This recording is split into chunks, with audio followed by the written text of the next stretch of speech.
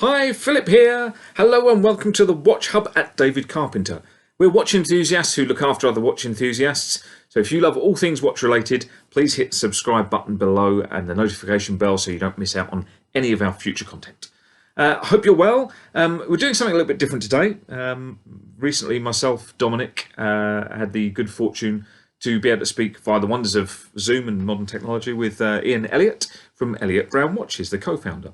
And he explained some of the cool things that are happening in their world, some of the ethos behind the brand, and what makes them really different and stand out. And we had an amazing chat. He's an incredible guy, and the team there are superb.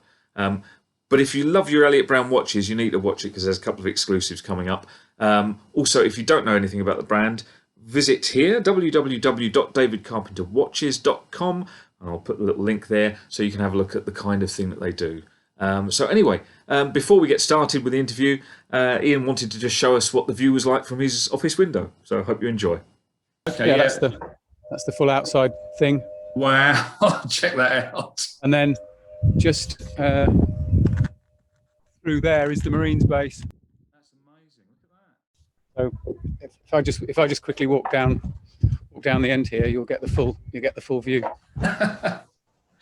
God, Just to give you an idea where wish home we had is this view from our office. So you can just see a few boats on the water there. Yeah, nice. Yeah, That's good. that's idyllic. So that's looking up towards Wareham up that channel. Okay, yeah. And then you've got all the islands of the harbour and all of that. Amazing facility. Look at that. Awesome. I bet you never get tired of that. And this is boats in the boatyard all lining up, ready to go in the water. Incredible. Incredible. That's great, isn't it?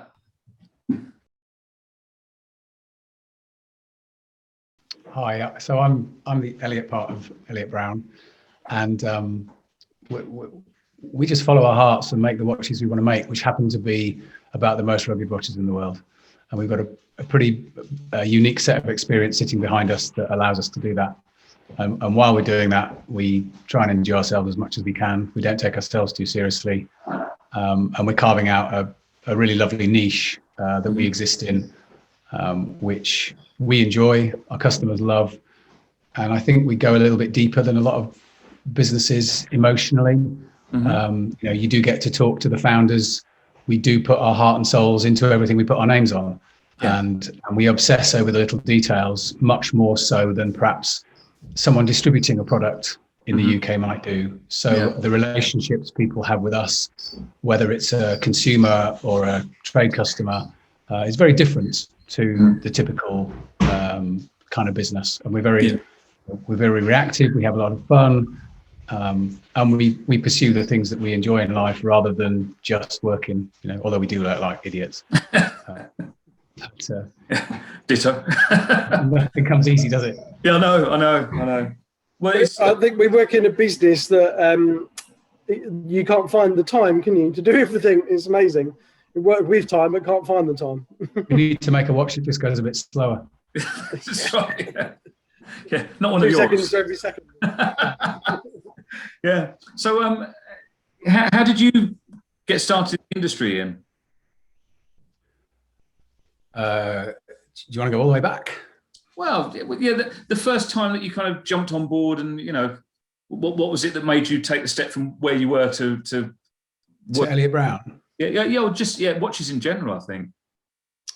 I've always had a love of making things that are more functional than anything else. That started from just making a Velcro watch strap that turned into a business that was called Animal.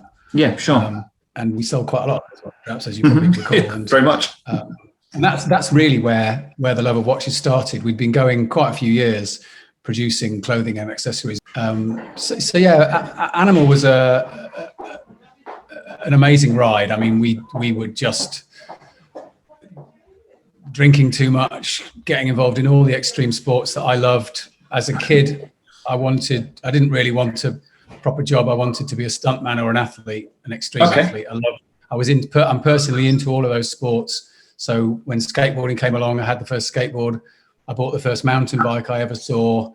We attached windsurfing sails to skateboards and got arrested going down the promenade in South Sea when I was at university. Awesome. And I've always just gone through life making things. You know, we made snowboards at school when I was doing design and technology, and I could turn that subject into making something that gave me some fun. So I made a snowboard, and then no one would let us up a lift with it when we went on a ski holiday. And so I've always just done things and sort of carved my own path. I've never really followed anybody or anything. I've just done the things I enjoy. So that led to Animal, and in about 1995, we launched a range of watches that had taken us some years to develop.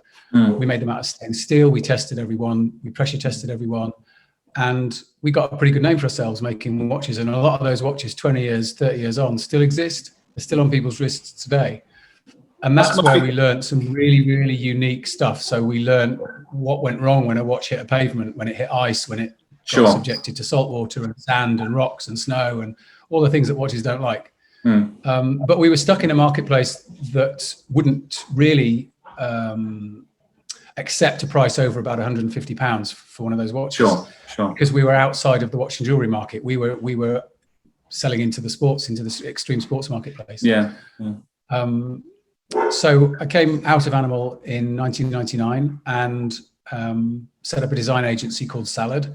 And that was a really good period because it allowed me personally to know that my sort of design, branding, marketing skills, so it was transferable. We were dealing with sports brands, of course, but also, you know, maybe estate agencies or automotive businesses and national businesses as well. You know, it was quite a thing.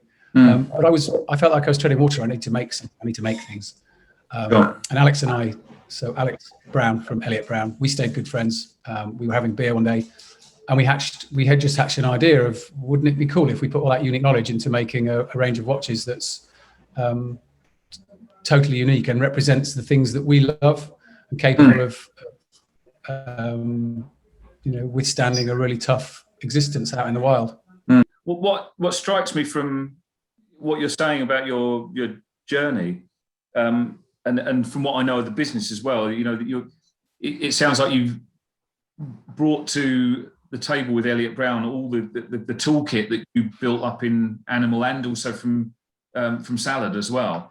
You know, different type of skills, but it seems like there was an urge, a desire, a momentum for you to do something, and all those other things were there just to sort of support that. You know, what eventually happened. You must be. I can't really describe where the drive came from. You know, we had this idea, we just couldn't put it down. It just kept coming back and back and back into our heads. The more we thought about it, the more we needed to do it. Yeah, and sure. We worked nights for about 2.5 years before our launch at it was the Watch Pro show at Freemasons Hall in Covent Garden in London in 2013, and that's where we launched. And that was a really interesting time because this is a couple of what we feel are sort of country bumpkins rocking up to Freemasons Hall in Covent Garden. We're here with a case of samples and a load of displays, and we've not got the first clue what the industry does, what's acceptable, how something is supposed to be displayed. We just did what we felt was cool, and as it turned out, it went down pretty well, and they were kind enough to give us an award. And that seemed like we had a very bright future from that moment on. I think sometimes if you lead from your gut and what feels right, 9 times out of 10 is right. Yeah, I think if you've got enough knowledge on a subject, and we've certainly got enough knowledge in terms of how to build something that will survive all of our claims and more. The hardest bit is finding the market, isn't it? It's sure. Getting it in front of people, getting it in front of a big enough audience, but not too big an audience. Because if you go too far the other way, all your initial customers walk off because you're too big and you're too commercial. So it's we want to grow, we need to grow, but at the same time, we want to keep exactly the same character we've got now. And that's the really hard part in business, is as we grow, it's keeping that character. We feel the same here. You know, what we do at David Carpenter is very much about integrity and doing things differently, the path less travelled in our industry. Keeping it real. Yeah, and you're right, absolutely. It is it has to be commercial, but we want people to experience the best, and you can't do that as a mass market thing. It's you've got to take those baby steps and grow it with integrity, I think, and that's clearly what you're doing. It's awesome. Yeah, and I also think that the market does have. There's a certain amount of mistrust and people are economic with the truth. Mm-hmm. Let's say, yeah, if you look in a typical window of a watch retailer, and there's all these watches that claim to be sports watches, mm-hmm. or they've got an action or an outdoor kind of feeling to them, and their marketing campaigns certainly suggest that they're capable of lots of things. Yeah.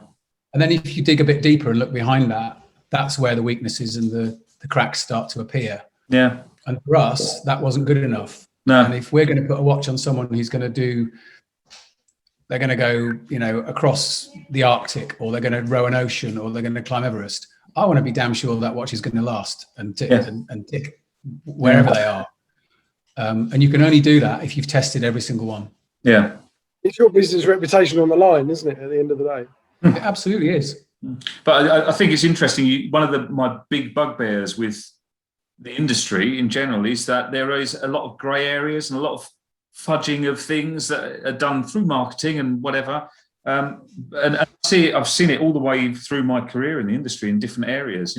Even the amount of people, honestly, it's shocking how many people aren't told how their watch works. Not in detail, but enough to have a basic understanding to understand what they need to do to keep, the upkeep of a watch and things like that. And honestly, it's frightening how little, and that comes from a sales perspective, from the sales floor, the retailers. If that, the due diligence isn't there and people aren't told what water resistancy, and we use that term a little bit, what water resistancy actually means and all those kind of things, then actually, they are going to have problems with their watch and the operation of and all the rest of it. And anyone that's got the chance to have a look on your website, there's all that bit about water resistancy and actually what your watch goes through in order to live up to the claims. And that's really refreshing. It's refreshing to see someone actually saying, no, that's what it does what it says on the tin. That's the words Dominic said the other day, wasn't it? It's your phrase. Yeah. Out of interest then, what's your favourite Elliot Brown watch at the moment? With what's what's out there? What is it you wear? What's on your wrist? So our favourite watch is always the latest prototype that's arrived. 100%. We're like little kids.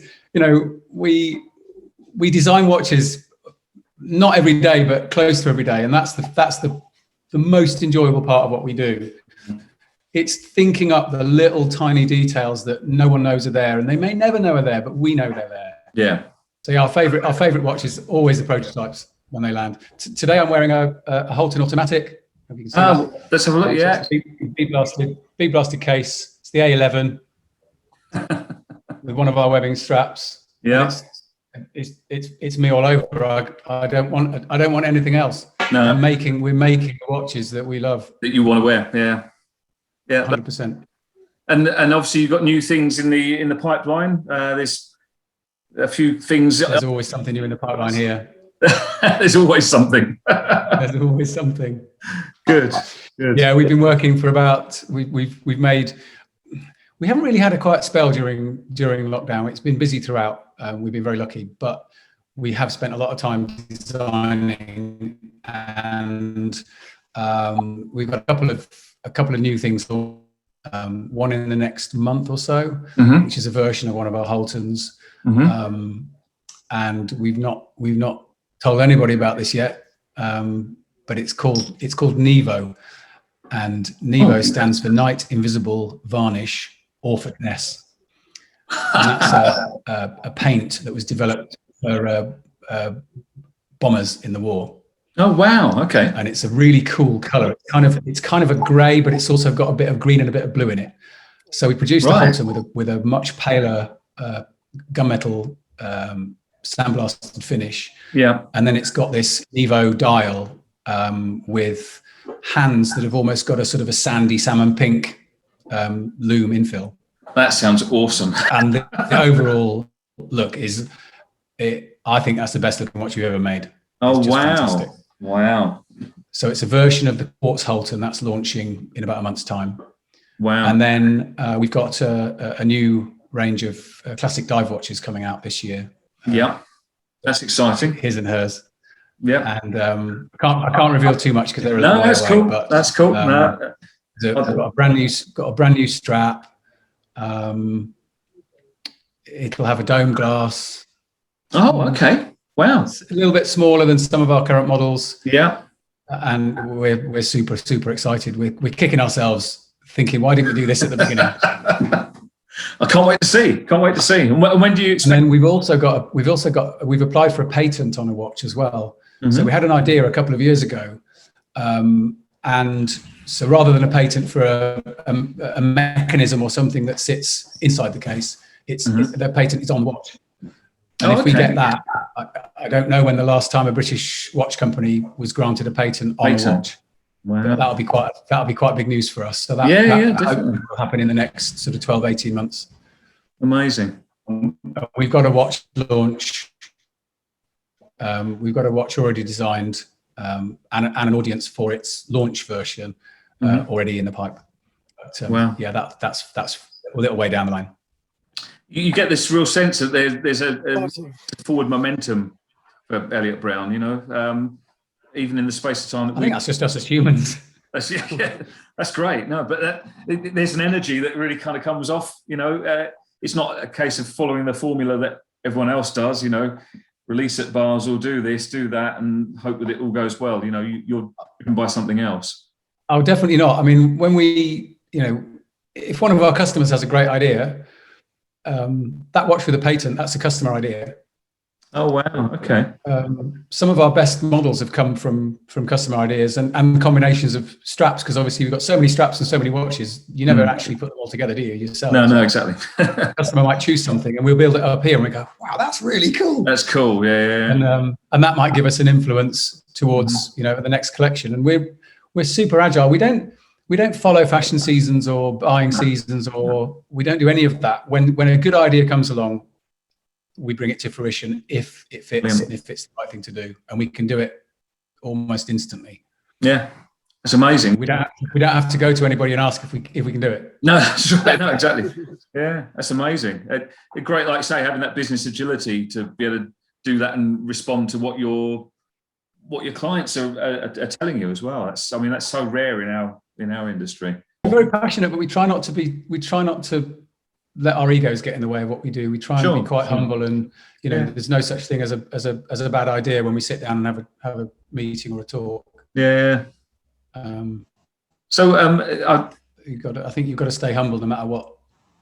Yeah, absolutely. It's about creative thinking, isn't it? And being able to work as a team and bounce ideas around, and then some won't be so good, but then somebody might trigger something else off in their head, and there you go, a new idea is born. And talking of working as a team, it was really interesting working with Land Rover, because we were quite apprehensive about two design teams working together, especially a design team of their kind of stature. And in all my years running the design agency, I've never had a job go as smoothly as the creation of that watch. Really? It was unbelievably easy. Such lovely people, no ego in the room. Everybody got on.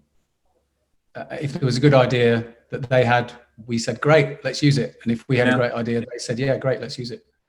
It's an amazing partnership. I mean, the synergy between the two brands, homegrown and rugged and built for adventure and stylish at the same time. I mean, you properly nailed it, the two brands together. I think we just had one of those bold thoughts where we thought, well, hell, they may go anywhere, do anything vehicles, and we make the watch equivalent. So why don't we talk? Yeah. Sometimes the simplest. We literally just picked up the phone. Yeah. Give them a call. So you personally, what was it you wanted to grow up to be when you were younger? The first thought A of stuntman or an extreme athlete. I didn't want a proper job. that was always yeah. And did that come from your family? Like Or? a square peg in a hole at school. I got stuck in grammar school, and it was awful. Oh, really? And I was there with some fairly interesting characters, actually. One of them, I called Mike Ashley, and he's done really well for himself. It was a good school, but it wasn't for me. I was too practical and not. Can you hear me? Okay. Yeah, got you now. Yeah, I was just too practical and not very academic. So it was a sport. I was good at sport. In fact, I excelled at sport. Put all my energy into the practical stuff, physics and design and technology and things like that. So I was always making things. And then I went off to study engineering at Portsmouth, but I didn't really do much engineering. I just was on the water windsurfing, or we were nicking the minibus and going down to Cornwall and Devon surfing, or sticking windsurfing sails on skateboards and shooting down the car parks and promenades of Southsea. Terrorising the locals. Excellent. And when growing up and everything, who was your hero? Who was your inspiration? The personal people you looked up to in any field. When I was little, without any shadow of a doubt, Evel Knievel. Oh, cool! Really?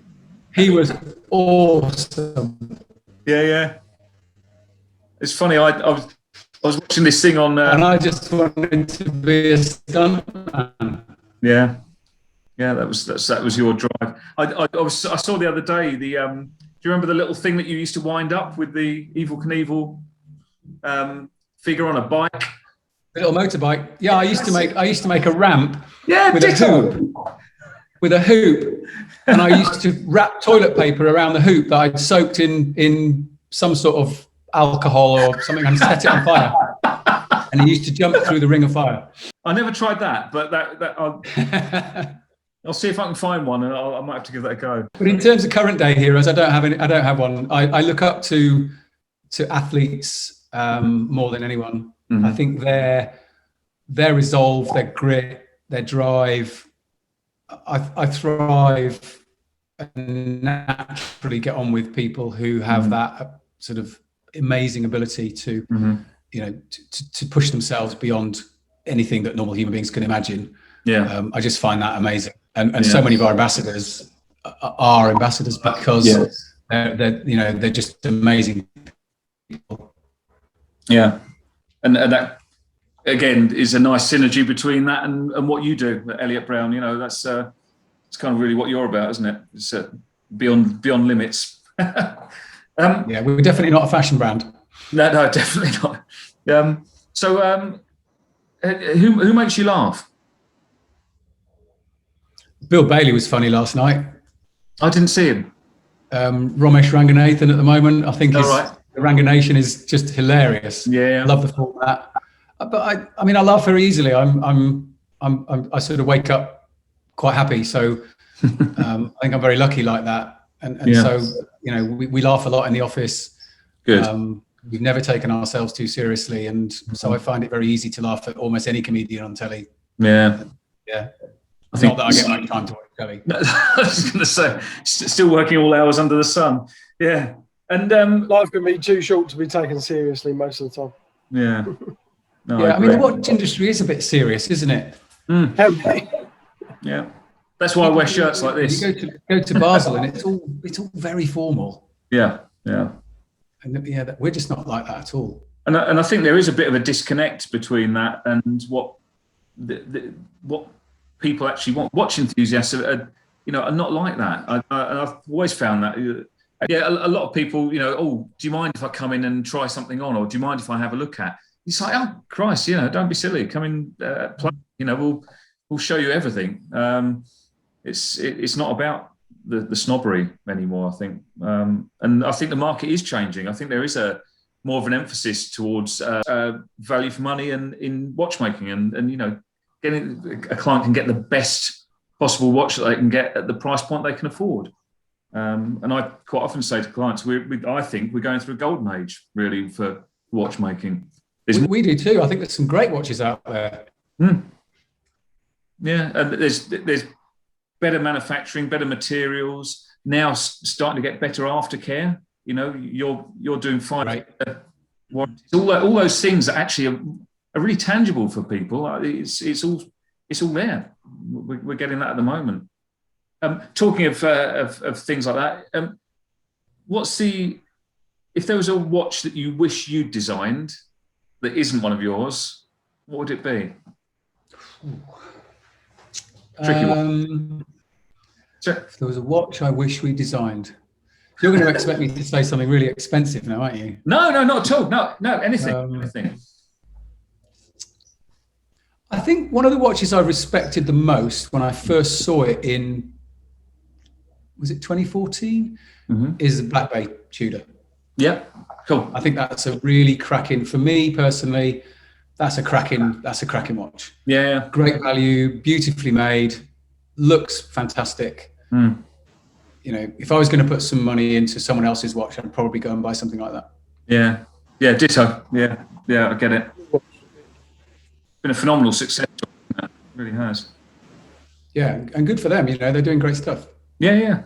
And actually, again, something that I use quite a lot with Tudor here, and Dominic will have heard me say this loads of times, that actually Tudor's offering has legitimised a lot of other businesses and a lot of other models that weren't able to perform in the same sort of area. You know, the brands that are sub £1,000 that have a value for money watch suddenly become not more respectable, but you know what I mean? I think it's given value for money. It's put value for money in watchmaking on the map.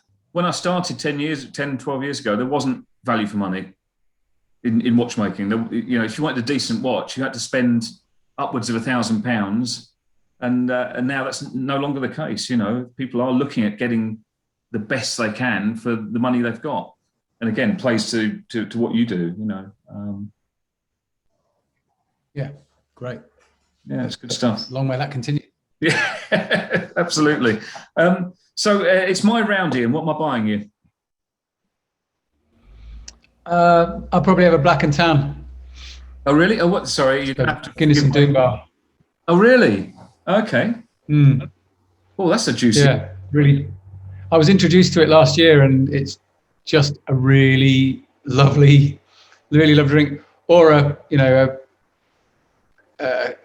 cold Peroni, or some sort of San Miguel-ish kind of lager on the deck by the water in a pair of shorts. And does that happen often? Oh no, not at all. No, what with the bar downstairs and the water? No. No, I'm sure. We'll have to come down. And visit you when we can. You're very welcome anytime. Excellent. And a couple of last things. I'll wrap this up shortly and everything. And it's been lovely talking to you. And we'll sort of pick this up maybe again and do a follow up for you. It's a question I love to ask people. But who would play you in a movie about your life? Tom Hanks. Oh, okay. Yeah, Tom Hanks. I can see that. It's funny because that question's about how people visualize themselves and everything. And yeah. What about you, Dom? I've never asked Dominic this actually.